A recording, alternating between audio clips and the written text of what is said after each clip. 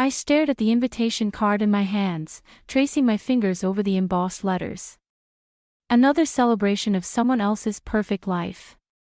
The thought of spending 3 hours at Jessica's engagement party made my stomach turn, but Megan wouldn't let me skip it. "You need to get out," she'd said, as if emerging from my cocoon of Netflix and takeout would magically fix everything. "You made it." Megan's voice cut through the party's ambient noise. She pulled me into a hug that smelled of expensive perfume and concern. "And you look. Well, you're here. Thanks for the ringing endorsement." I smoothed down my black dress, wondering if I should have worn something more colorful. Less funeral chic. "Sophie, honey, you know what I mean." She pressed a glass of wine into my hand. "Just try to enjoy yourself. Talk to people. Who knows? Maybe you'll meet someone interesting. Because that worked out so well last time." The wine tasted bitter, but I drank it anyway.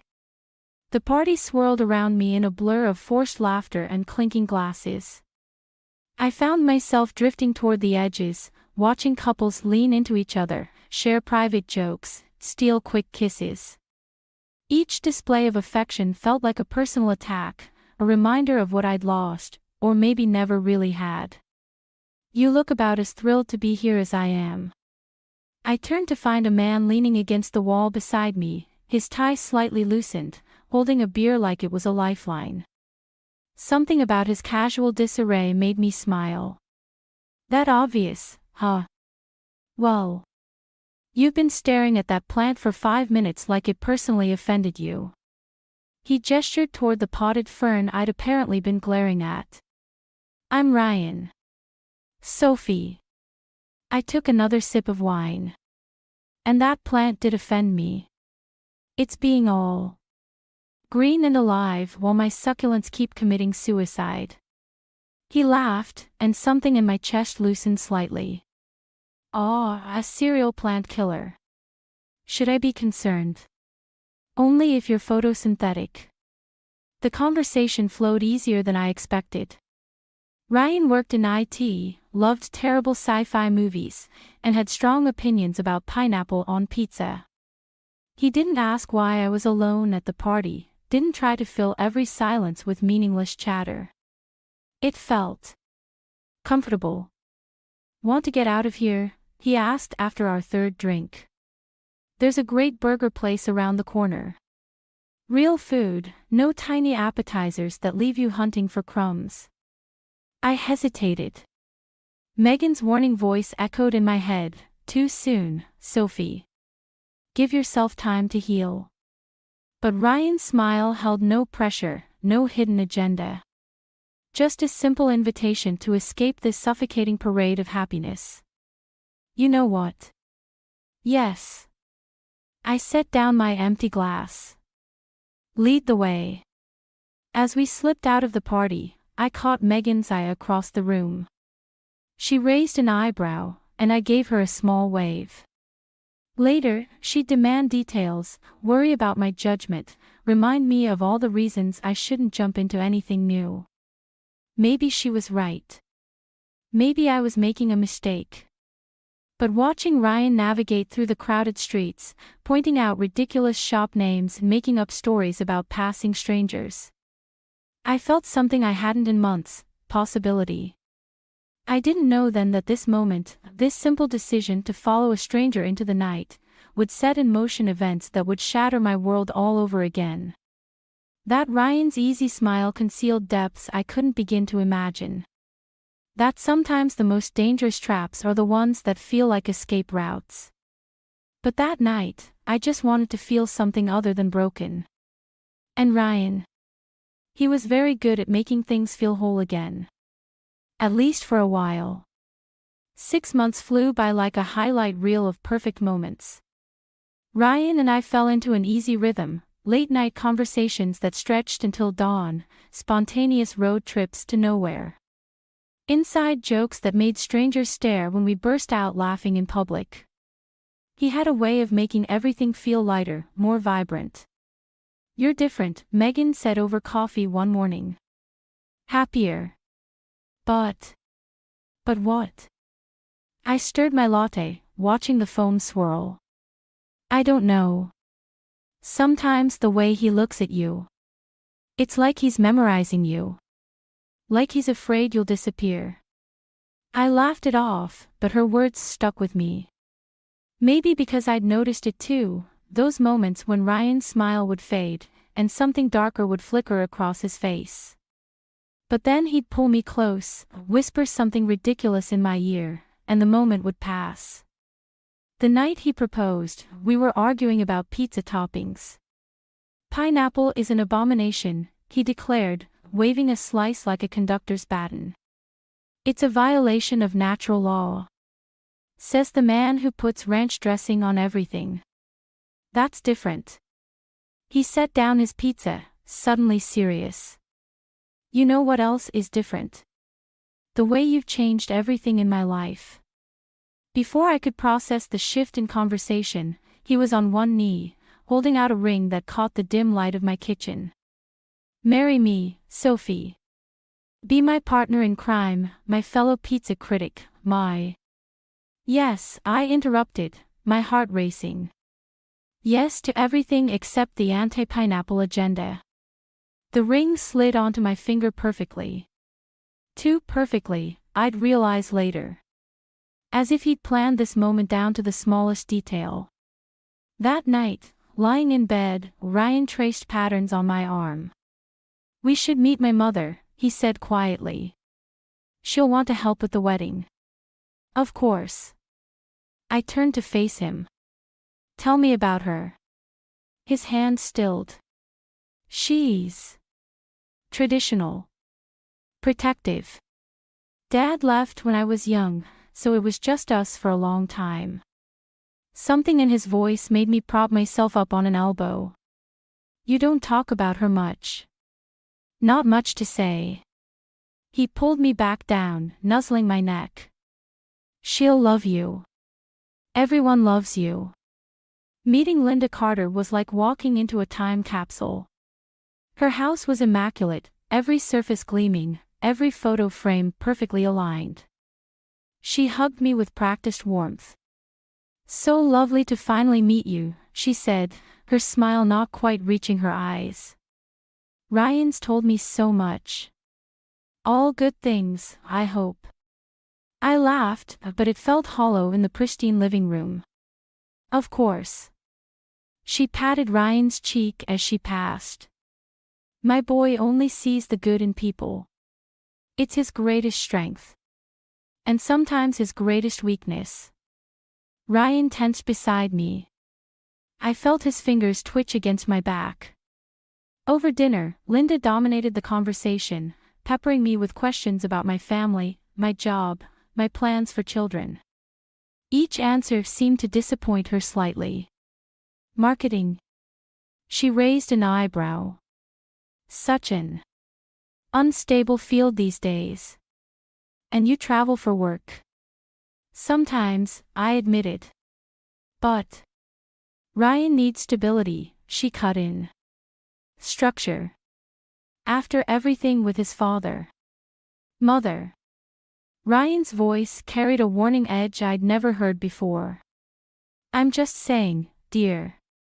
She reached across the table, straightening his collar with practiced fingers. We have to be careful, don't we? The drive home was silent. I watched Ryan's knuckles whiten on the steering wheel. I'm sorry about her, he finally said. She means well. It's fine. I touched his arm. She loves you. He laughed, but it sounded wrong. Yeah. She does.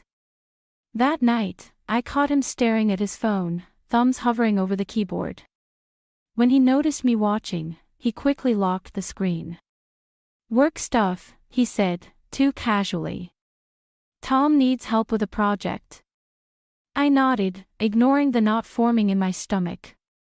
Later, I'd remember this moment as the first crack in our perfect story, the instant when doubt crept in like a shadow at sunset. Subtle but undeniable.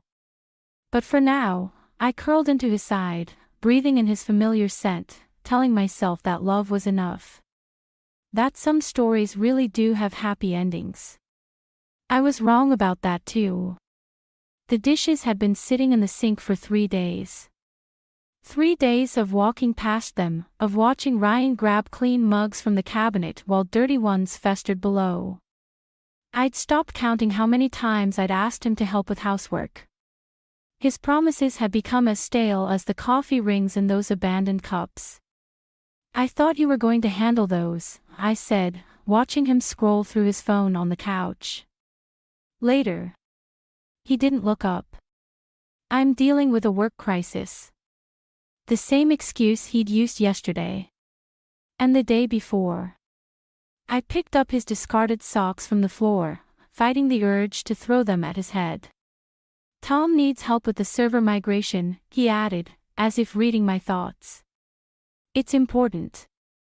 More important than our agreement about sharing responsibilities." He finally looked up, his expression shifting into that wounded puppy look I'd once found endearing. "Come on, Sophie. You know how crazy work's been lately. And my work isn't crazy. I managed to do laundry between client calls yesterday. That's different." He set down his phone. "You're just better at this stuff. More organized." The word hit me like a slap. Better at it? Or just more willing to do it while you play helpless? "I'm not playing anything." His voice took on that edge I'd been hearing more frequently. "Why are you making such a big deal about dishes?" "Because it's not about the dishes."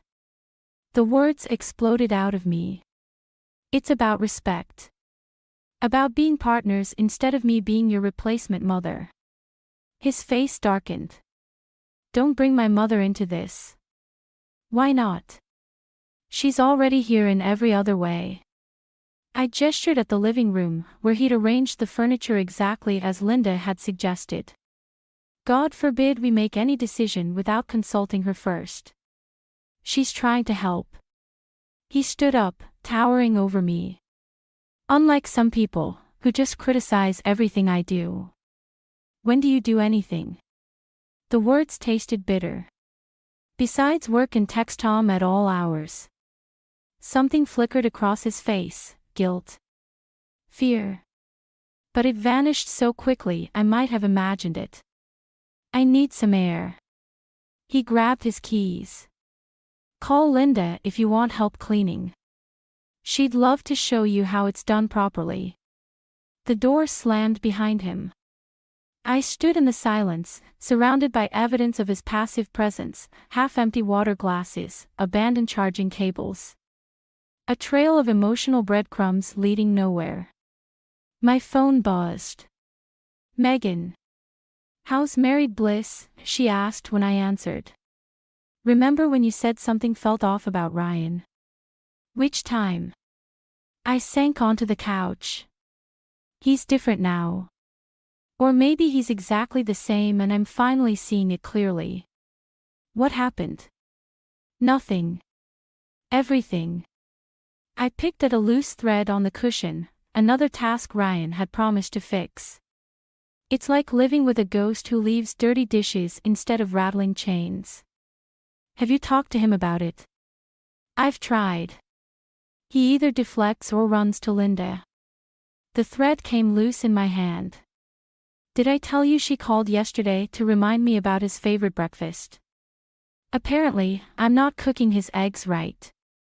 "Jesus." Megan paused. "Sophie, remember what happened with Mark? How you kept making excuses for him until—" "This is different," I cut her off, even as doubt gnawed at my certainty. "Ryan's not Mark. He's just struggling with something. And you're not his therapist." Her voice softened. "Or his mother, no matter what Linda thinks." After we hung up, I wandered into the kitchen. The dishes seemed to mock me, a porcelain monument to broken promises. I reached for the sponge, then stopped. Instead, I took a photo of the mess and sent it to Ryan with a simple message: either these are done when I get home from work tomorrow, or we need to have a serious conversation about our future. His response came hours later. Sorry. Got caught up with Tom. We'll handle it tomorrow. I stared at those words until they blurred, remembering how he used to send me random messages throughout the day, jokes, heart emojis, pictures of dogs he saw on his lunch break.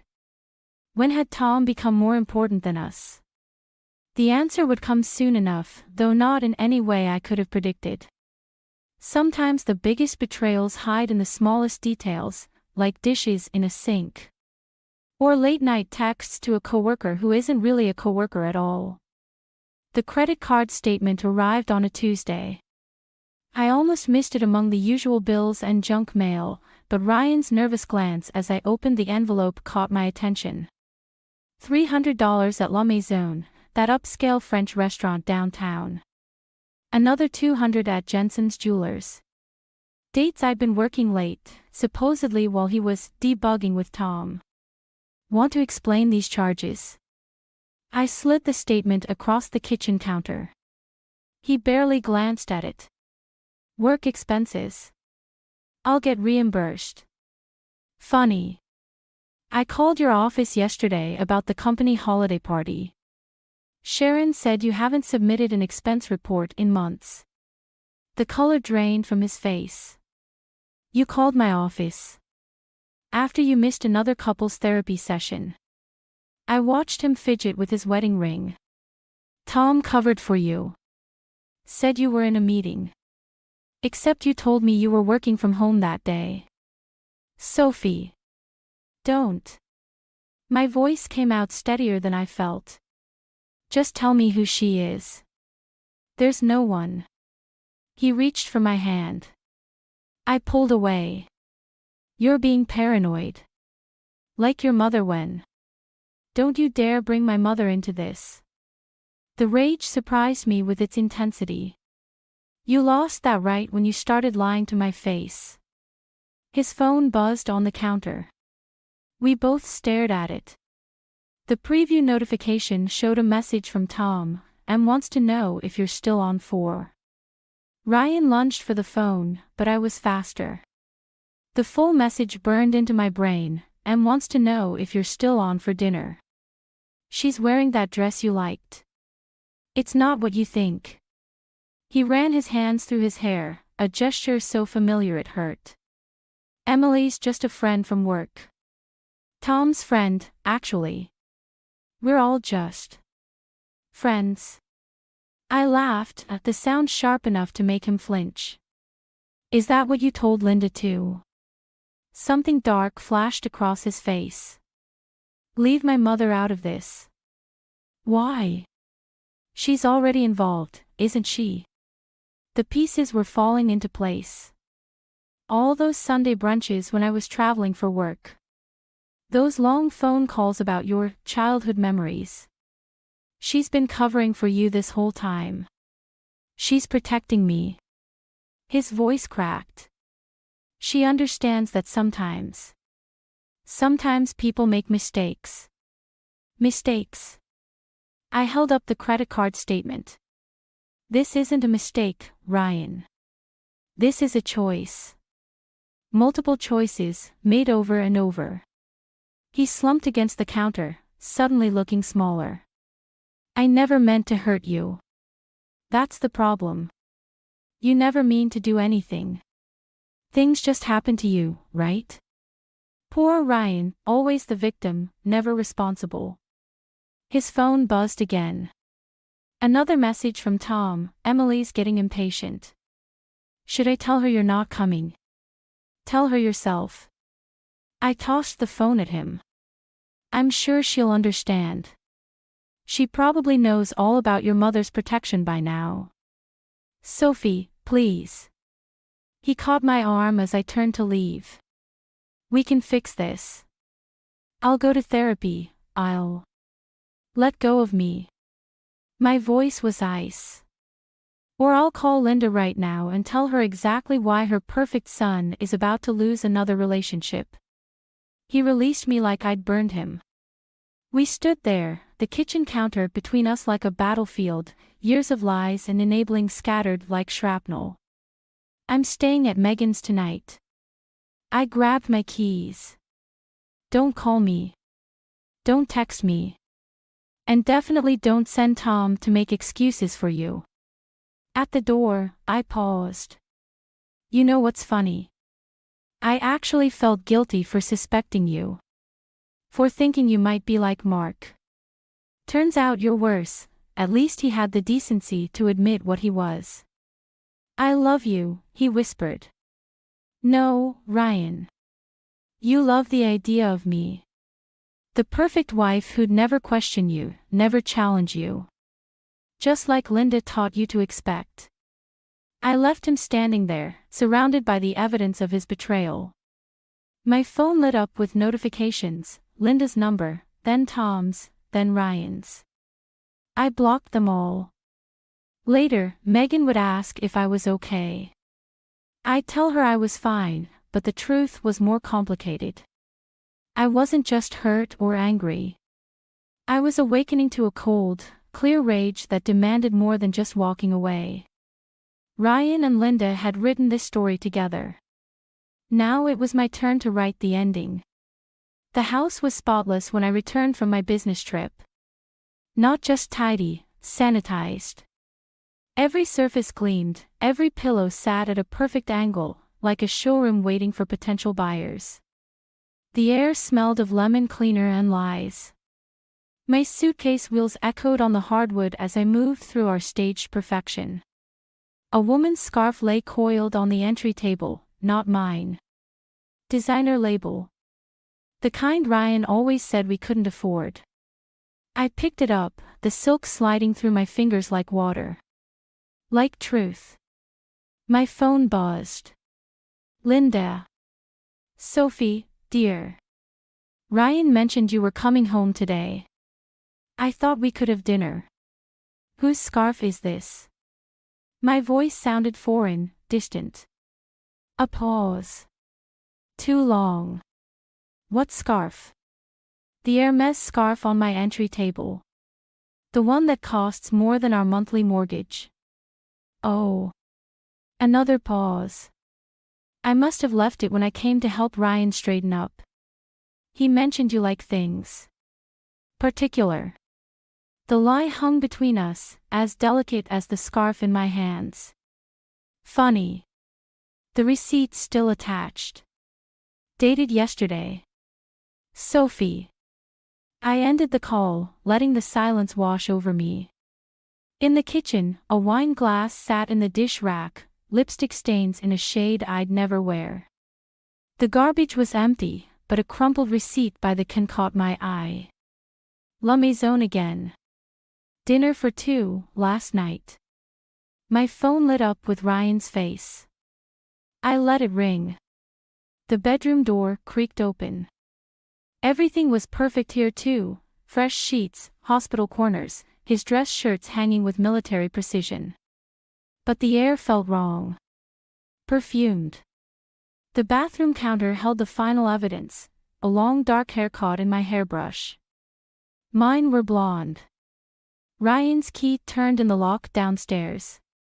I heard him calling my name, his footsteps on the stairs. I sat on our perfectly made bed, holding the brush like a weapon. Sophie. You're home early. He appeared in the doorway, tie loosened, smile faltering as he saw my face. I was going to pick you up from the airport. Like you picked up Emily last night. The name hit him like a physical blow. Who? Please. I stood, brush still in hand. Don't insult what's left of us with more lies. It's not, he stopped, seeing the scarf dangling from my other hand. I can explain. Can you explain the wine glass? The receipt. The fucking Hermes scarf that costs more than you said we could afford for my birthday. You don't understand. He stepped forward. I stepped back. Emily's going through a rough time. Her husband. Is she married too? The laugh that escaped me sounded hysterical. Did Linda help you pick her out? Someone suitably broken for you to fix? Leave my mother out of this. Why? She's already in it. Up to her enabling neck. I threw the scarf at him. Did she help you clean up too? Make everything perfect before the wife came home? His face changed, something dark and familiar crossing it. You're being hysterical. Just like when. When what? When I suspected something was wrong. When I asked why you were working late every Thursday. When I wondered why Tom suddenly couldn't look me in the eye. Each question landed like a blow. He retreated, back hitting the doorframe. Sophie, please. We can work through this. I'll go to counseling. I'll. Stop. My voice cracked. Just stop pretending you want to fix this. You had months to fix it. Years. His phone buzzed in his pocket. We both froze. Answer it, I said. It's probably Emily, wondering why you're late for dinner. I love you, he whispered. No. I placed the hairbrush carefully on the dresser, aligning it perfectly with the edge. You love having someone to blame when things go wrong. Someone to clean up after. Someone to lie to. I walked past him, down the stairs, through the pristine rooms that had never really been ours. Behind me, his phone kept buzzing, a persistent reminder of promises about to be broken. Outside, the evening air felt clean. Real. I got in my car, hands steady on the wheel, and called Megan. I need your help, I said when she answered. I need to destroy him. The silence on the other end wasn't judgment. It was understanding. Come over, she said. We'll make a plan. The divorce papers sat between us like a landmine. Ryan's lawyer kept glancing at his phone while mine reviewed the terms one last time. The conference room felt too small, too sterile for the death of a marriage. Mrs. Carter, if you'll sign here. Miller, I corrected. I'm keeping my name. Ryan flinched. Good. His signature came first, practiced, perfect, just like his lies. I watched the pen move across the page, remembering how he'd signed our marriage license with that same flourish. When it was my turn, I made my signature sharp, angular. A weapon. There's one more thing. I pulled out a USB drive. Evidence of financial misconduct at Carter Technologies. Ryan's head snapped up. What? Interesting emails between you and the accounting department. Creative expense reports. That sort of thing. His lawyer leaned forward. Mrs. Miss Miller, if you're attempting to blackmail. Not blackmail. Insurance. I slid the drive across the table. Everything's already backed up. I just thought Ryan should know what I found while cleaning our perfect house. The color drained from Ryan's face. You wouldn't. Like you wouldn't sleep with Emily. Like you wouldn't let your mother orchestrate our entire marriage. Sophie, please. His voice cracked. Think about what this would do to the company. To my career. I have. For 3 weeks, 4 days, and, I checked my watch, 6 hours. About as long as you thought about our marriage before destroying it. His lawyer whispered something urgent. Ryan ignored him. What do you want? Nothing. I stood, smoothing my skirt. Consider it a parting gift. A reminder that perfect facades crack eventually. Outside, Megan waited in her car. How'd it go? He signed. I buckled my seatbelt, hands shaking. And I gave him the drive. Empty. Loaded. Every fraudulent expense report, every manipulated budget. 3 years of creative accounting, all tied to his employee ID. Jesus. Megan pulled into traffic. What if he goes to the police? With what evidence? An empty threat from his bitter ex-wife. I laughed, but it sounded hollow. Besides, Linda would never let him risk the family reputation. My phone buzzed. Linda's number. "You vindictive little," she started. "Careful, Linda. Wouldn't want to say something unladylike. He trusted you.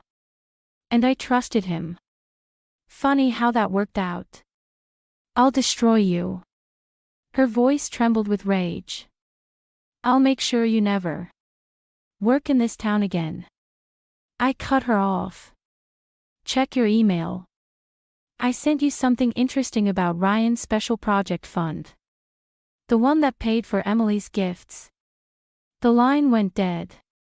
Megan glanced over. "You okay?" "No." My voice broke. I thought this would feel better. Like winning. It's not about winning anymore, is it? I don't know what it's about. I stared out the window, watching the city blur past. I keep waiting to feel something besides empty. My phone buzzed again. Unknown number. Sophie. A woman's voice, familiar from voicemails I'd found. "It's Emily. We need to talk." The world tilted sideways. About what? About Ryan. About what he did to both of us. She paused. "And about what he's planning to do now." "What do you mean?" "He's not who we thought he was. Either of us." Her voice shook. "Meet me at La Maison tonight. 7 o'clock. Come alone." The line went dead before I could respond. Megan pulled over. "Who was that?" "Emily." I showed her the call log. "She wants to meet." "It's a trap." "Probably." I closed my eyes, remembering the perfect house, the perfect lies. But what if it's not? "Sophie. I need to know." I opened my eyes, decision made. "Drop me at my apartment. I'll take my own car." "This isn't how revenge is supposed to work," Megan said softly. "Maybe it's not about revenge anymore." I touched the divorce papers in my bag. Maybe it's about truth. The truth, I'd learn later, was far worse than any revenge I could have planned. But sitting there, watching the city lights come on, I still believed in answers. In closure. In the possibility that understanding why might hurt less than not knowing it all. I was wrong about that too. Emily wasn't at La Maison. Instead, I found Megan waiting at the bar, her face ashen. "Ryan's in the hospital," she said before I could speak. "Psychiatric hold." "He tried to," she stopped, hands trembling around her wine glass. The world tilted sideways. "When?" "An hour ago. Tom found him in the office." She pulled out her phone, showing me a text. "He left notes. For you, Linda. Emily." My revenge fantasy crumbled like ash in my mouth. "Is he stable?" "But Sophie, there's more." She glanced around the restaurant. "Emily's there too. She's been admitted for 3 days." The pieces clicked together with nauseating clarity. They're in the same facility. Different wings. Megan hesitated. "She tried to leave him last week. He didn't take it well." The drive to Riverside Psychiatric Center felt endless. Security checked my ID twice before letting me through. The hall smelled of industrial cleaner and despair. Emily sat in the common room, wearing hospital scrubs, her designer confidence stripped away. Purple bruises ringed her wrist. "He said I was just like you," she said when I sat down. "Strong. Independent. In need of fixing." "Did he hurt you?" Not physically. Not at first. She touched her wrist. He just got in my head. Made me doubt everything. Then when I tried to leave. Emily. Linda's voice cut through the room like a blade. She stood in the doorway, perfectly coiffed even here. What lies are you telling now? The truth, I said, standing. For once, let's all tell the truth. Linda's mask cracked. You did this. Both of you. You pushed him too hard, expected too much. We expected basic human decency, Emily snapped. Not to be manipulated, gaslit, controlled. He loves deeply. Too deeply sometimes. Linda's voice wavered. After his father left. Stop. I stepped closer. Just stop. This isn't about his father. Or us. It's about you. How dare you? You taught him this. The words burned like acid. Taught him to manipulate, to play victim, to blame everyone else. And when that didn't work, you cleaned up his messes. Like the restraining order his college girlfriend filed. The complaints at his last job. Linda went white. How did you? I'm good at research. Better at revenge. I pulled out my phone, showing her the documents. But this isn't revenge anymore. It's intervention. He needs help, Emily added softly. Real help. Not enablers. A nurse appeared in the doorway. Miss Miller. Mr. Carter's asking for you. Linda moved to follow. I blocked her path. No. For once, you're going to let him face consequences. Ryan looked small in the hospital bed, wrists bandaged, eyes hollow. When he saw me, something flickered across his face, shame. Relief. Fear. I'm sorry, he whispered. I know. I didn't mean. You never do. I sat in the visitor's chair. That's the problem, Ryan. You never mean to hurt anyone. You just do. Help me. His voice cracked. Please. Like you always do. No. The word felt like freedom. I'm not here to help you. Or hurt you. I'm here to say goodbye. Sophie. Emily's down the hall. I watched him flinch. She's not helping you either. Neither is Linda. Tears slid down his face. Then why are you here? Because someone needs to tell you the truth. You're not the victim here. You're not the hero. You're just a man who never learned to take responsibility for his actions. I love you, he tried. No. You love the idea of being loved. There's a difference. I stood. Get help, Ryan. Real help. Not for me, not for Emily, not for Linda. For yourself. At the door, I paused. I'm sending copies of everything, the financial records, the restraining orders, everything, to the hospital staff. They need to know what they're dealing with. That's your revenge. His laugh sounded broken. More exposure. No. My revenge was letting you face yourself. I met his eyes one last time. Goodbye, Ryan. In the hallway, Emily and Linda waited, two women broken by the same man in different ways. We looked at each other, understanding passing between us without words. Sometimes revenge isn't about destruction. Sometimes it's about truth. And sometimes truth is the hardest revenge of all. The letter arrived on a crisp autumn morning, hand-delivered to my office. Ryan's precise handwriting on the envelope made my fingers tremble as I opened it. Inside, a single page filled with words I'd once longed to hear. I'm starting to understand what you meant about facing myself. The doctors say I'm making progress. Mother hasn't visited in weeks, her choice, not mine. Maybe that's progress too. Emily dropped the charges.